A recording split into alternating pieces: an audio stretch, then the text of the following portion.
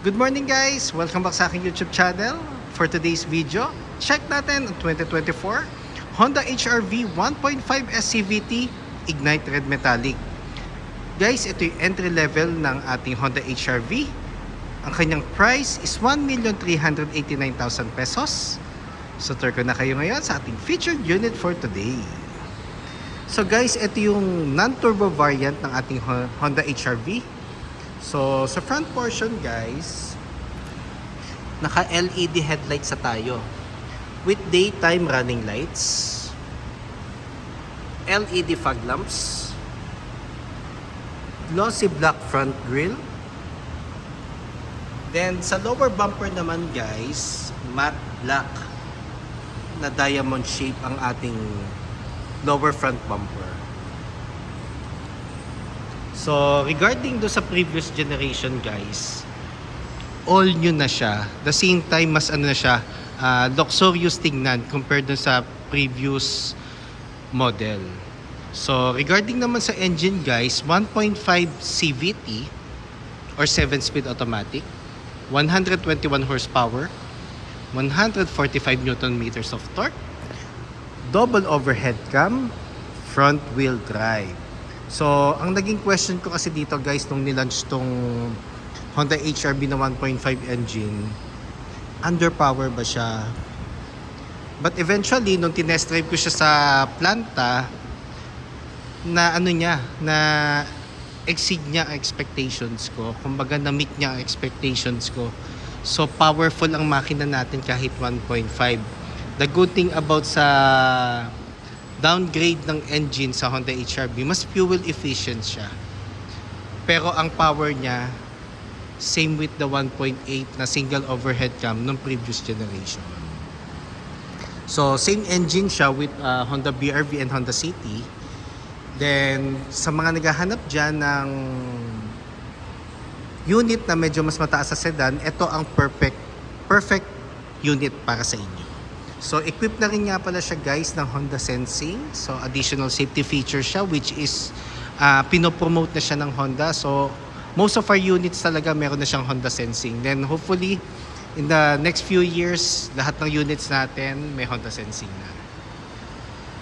So, ito naman ang kanyang passenger side guys. So, sa fender natin, kung mapapansin nyo, matte black siya. So, kumbaga, two-tone ang ating sides. Then, 17-inch alloy wheels. So, two-tone siya. So, it's more on black and silver combination. Ventilated disc ang ating front brake. Then, MacPherson strut ang ating suspension naman sa front. Ground clearance is 196 millimeters. So, mataas siya. Pero the good thing about kasi kay Honda, wala naman siyang sobrang taas na unit.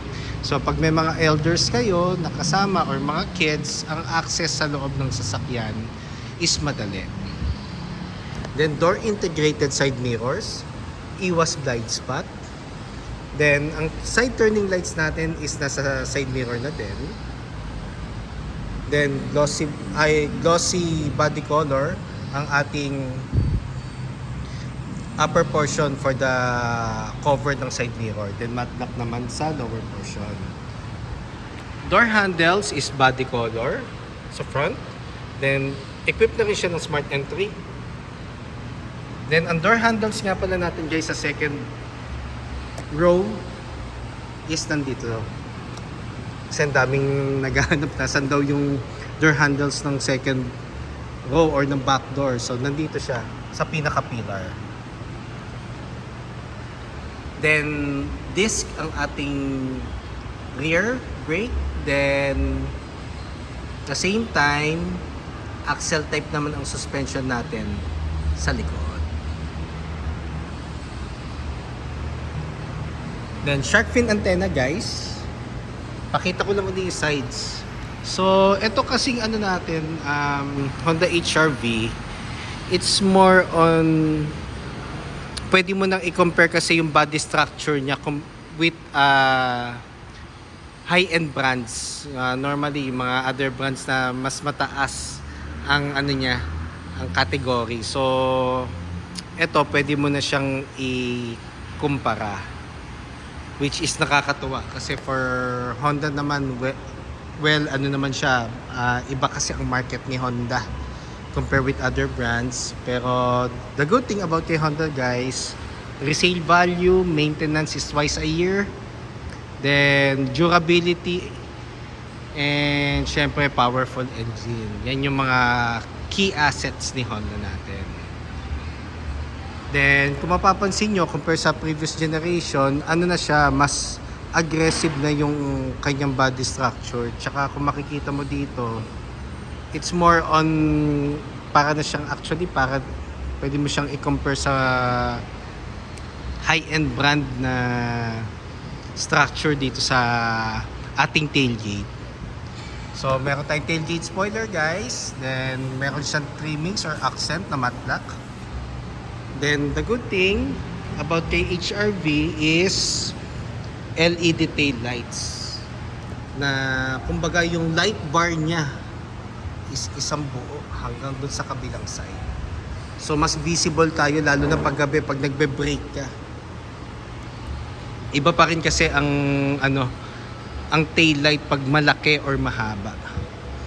Mas mas makikita ka ng mga katabi mo nagda-drive or units na within your surroundings, lalo na pag sobrang dilim ng dadaanan mo.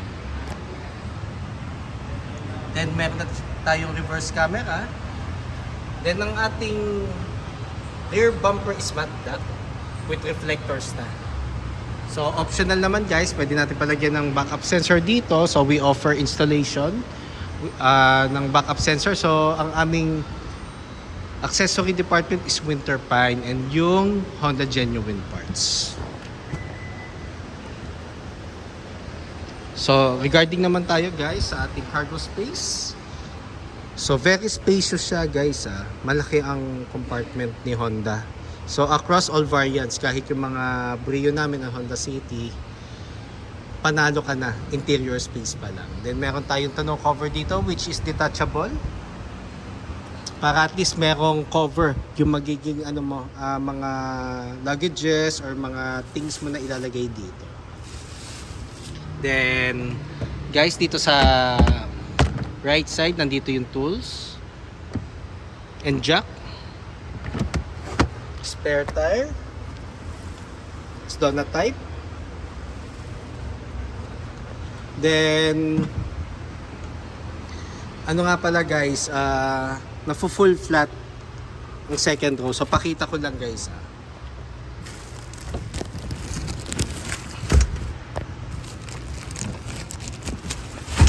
So ito ang ating compartment space just in case na 2 passengers or minsan kung ikaw lang mag-isa magdadrive, ito ang magiging compartment space mo. So very flexible ang ating second row.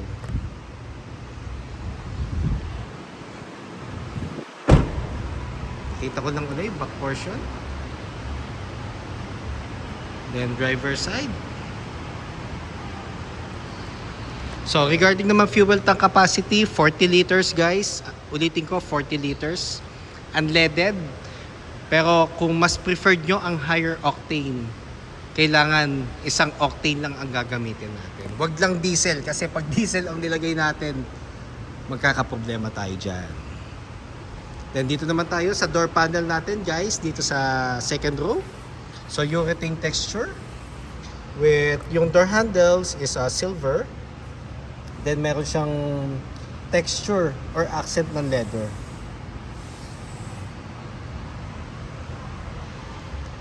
Then ang ating ceiling guys is light gray. So the good thing about dito sa second row ng ng HRV, it's more on pwede mo siyang i-compare sa City Hatch and Honda Jazz. Kasi naka ULT seats na tayo guys. So ibig sabihin pag naka ULT seats tayo, kunwari 3 passengers, meron kang something na gusto pang ilagay dito sa tabi mo sa second row, pwede mong iangat ang upuan ng second row. So additional cargo space dito. Normally kung mahilig ka sa dogs, mga small dog cages, pwede mo siyang lagay. So pag gusto mo nang ibaba uli ang upuan dito ng second row, Balik mo lang siya doon sa normal position niya, then gently ibaba ang upuan. So wag natin siya ibababa or ibabagsak kasi possible masira yung spring nandun sa ilalim. So regarding naman sa headrest guys, adjustable ang ating mga headrest, and fabric ang seats guys fabric ang seats pag entry level ng HRV. Then meron siya ditong armrest and cup holder. Di ko lang siya baba kasi naka-plastic pa. Then sa middle section meron tayong aircon vent. And kung mapapansin nyo guys, across all variants, si Honda HRV, ang kanyang windows, napansin ko lang mas maliit compared dun sa mga ibang models ng Honda. And yung headroom niya, kung mapapansin nyo, medyo mas mababa. Kasi ang style kasi talaga ni Honda HRV, kahit yung unang-unang labas na Honda HRV nung mga 2000s, ano siya, it's more on compact talaga. Yun yung pinipreserve na image ng Honda HRV. And ang ibig nga pala sabihin ng HRV is hip and smart roundabout vehicle. Pero sa mga naging clients ko naman ng HRV since 2016, wala naman ako naging problem. Kasi ano naman, basta well-maintained ang ating sasakyan. Every 6 months tayo magpapa-PMS or 10,000 kilometers kung ano mauna sa dalawa. Laging in good condition ang ating sasakyan. Pero syempre, as time goes by, may mga parts na wear and tear. Normally, yun yung mga ipe-prevent natin. So, kailangan lagi lang natin aalagaan ng sasakyan natin para at least lagi siyang in good condition. Then dito naman tayo sa front seats. So sa front seats guys, same texture siya ng door panel. So nandito ang ating buttons. Power folding side mirrors, side mirror adjustment. Ito yung kanyang knob. So kung gusto mong adjust yung angle ng mirror mo sa comfortable position mo, dito mo siya kokontrolin. Central door lock, window switches. Then sa seats natin guys, yun nga, fabric. Meron siyang height adjustment. Then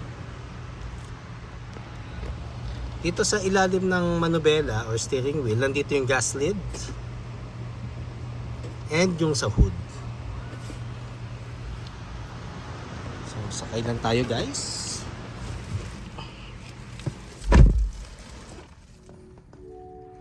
So kung mapapansin nyo guys, yung panel natin, combination siya ng analog and digital sa gitna. So pag equip ng Honda Sensing ang unit natin, ang ating digital panel sa center is colored.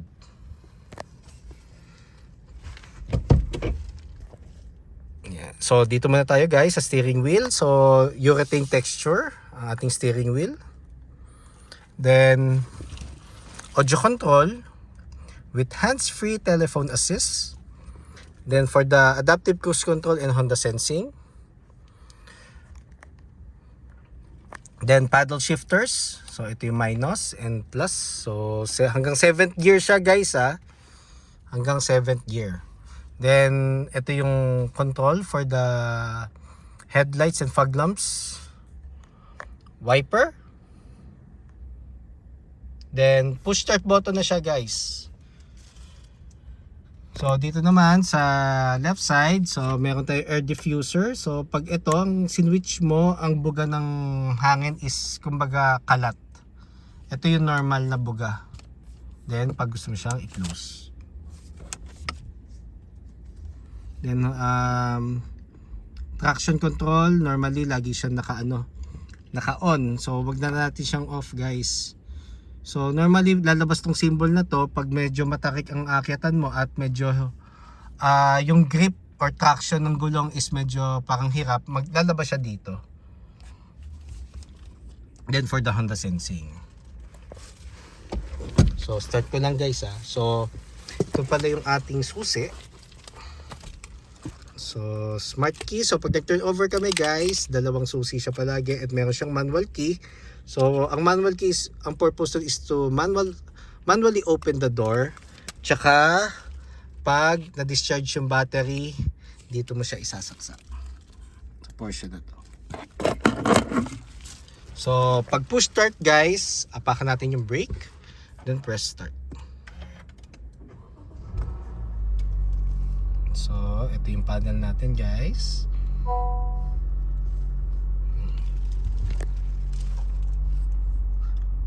Then ano siya guys, touchscreen audio unit with Apple CarPlay and Android Auto ready.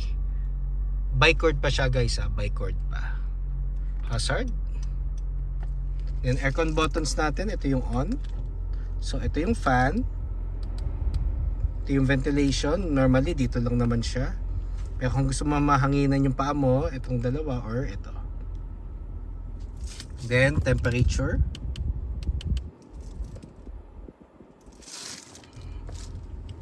Lang ulit. Then sa baba ng aircon buttons natin guys, may USB port for charging and mirroring. So off ko lang ulit muna yung sasakyan guys ha. So bago ko i-off, meron siyang illuminator sa transmission. So may ilaw siya. Pero normally naman, meron rin naman tayo indicator dito. Yan. Gear indicator. So para at least hindi ma-distract yung vision mo or focus mo sa daan, sa panel ka na lang titingin compare dito sa transmission. So off ko lang ulit guys. So ang maganda rin pala dito sa transmission, yung ano niya, yung surroundings, para siyang eroplano ang style. For me yun lang naman ang naging observation. Hindi siya yung normal transmission na open to. So meron siyang connection dito sa ilalim ng port to give you the most premium design by Honda. Then leather na ang ating transmission cover. Then meron siyang clutch dito sa shift knob. Then ang surroundings nga pala ng ating transmission is glossy black with chrome accent. Then dito naman sa center portion, meron tayong icon button. So it promotes fuel efficiency. Pwede mo siyang i-on. Pag in-on mo siya, may green leaf dito. May green leaf. Then lalabas din yung icon na symbol, which is ito. Yung gantong symbol. So gagamitin mo lang siya pag more on city driving, hindi ka nagmamadali. It's more on chill driving ka lang. Pwede mo siyang on, pero hindi niya mabibigay yung speed na gusto mo once na diniinan mo yung gas pedal, kasi it promotes the fuel efficiency ng unit. Pero pag more on, kahit i-off mo naman siya guys, efficient pa rin naman ang consumption, matipid pa rin. Then hill descent control. So newest feature siya ng Honda. So si Honda HR-V ang una nagkaroon ng hill descent control. So ang purpose nito is pag masyadong matarik ang bababaan mo, i-on mo siya, automatic magsa-self-adjust yung mga gulong to 3 to 5 kilometers per hour takbo. So mabagal ang ikot niya, hindi ka nagagamit ng brakes.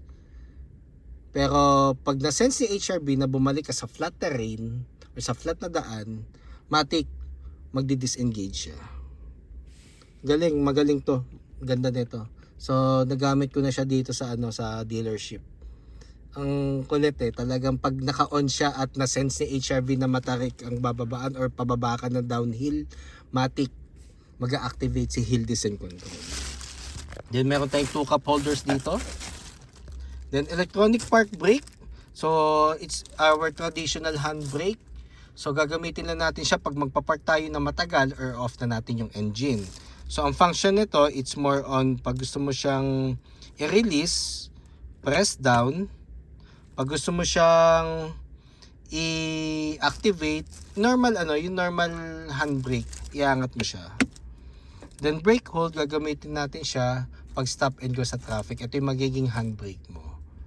Hindi pwede ito guys ito ang magiging handbrake natin pag stop and go sa traffic.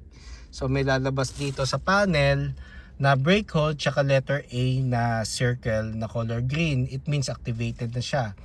pwede mong i-release yung paa mo sa brakes pag nakita mo yung dalawang symbol na yon. So may 2 types para i-off or waste para gamitin ang brake hold. So pag naka-standby siya at di mo siya manual off, every time na magagas pedal ka, a-under ka. Pero every time na pepreno ka, automatic naka-standby siya, bigla siya mag-activate pag nag-full stop ka. Mas ideal siya gamitin pag traffic para at least hindi mangangalay yung paa mo. Then armrest. So sa armrest natin guys, it's leather ang texture. Then console box. So sa console box, ang lalagay natin lagi dyan guys is yung mga cords, candies or car scents, pwede rin. Then mga coin purse. Yan. Pero maganda guys, maglalagay lagi tayo ng candy para pag mga long drive at inaantok tayo, meron tayong way para labanan ng antok. Kasi naglalagay rin tayo ng candy sa sasakyan. Lalo na pag mga long drive. Glove box.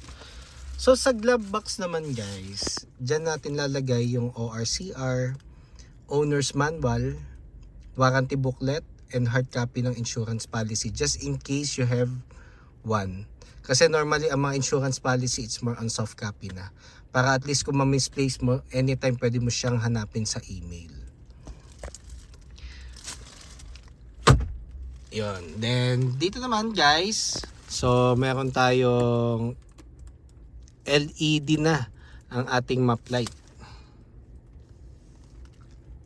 So, press mo lang yan. Then, visors. So, sa visors natin, may vanity mirror na rin with kasama ng ilaw. Same goes dito sa passenger side.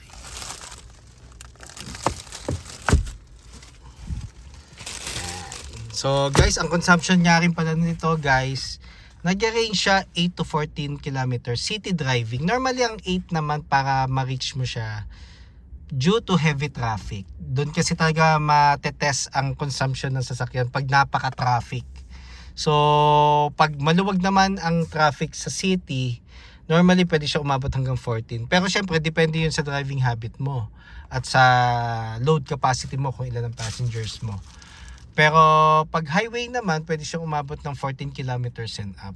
Basta, overall, napaka-fuel efficient ng Honda units. Proven and tested na yan. So, across all my clients way back 2016, wala naman ako naging concerned regarding gas consumption. Normally, mga claims lang sa insurance. And minor problem, so nare-resolve naman siya agad ng Honda. So yun yung isa sa mga maganda kay Honda, fast response ang service team natin when it comes to concerns regarding sa units. Sorry guys na pindot ko yung horn. So just in case guys, meron kayong concerns regarding low down payments, cash discounts, bank displays for our bank partners, even parts and service appointment, feel free to call or text 0906-386-8937 or visit me at 141 Quezon Avenue, Quezon City and look for me, Ross Oliver Cruz, ang inyong friendly sales executive here at Honda Cars Quezon City, providing a hassle-free transaction to all customers since 2016. Looking forward to meet you here guys. And kindly subscribe na nga rin pala guys sa aking YouTube channel para maging updated sa mga susunod na videos. And pa-follow na rin sa aking Facebook page. Sa personal ko pwede guys, Ross Oliver Cruz, or sa aking FB page, Honda Cars Quezon City Best Deals Ross Oliver Cruz. So looking forward to meet you here guys and render my services to you. Yun lang guys. Thank you and God bless.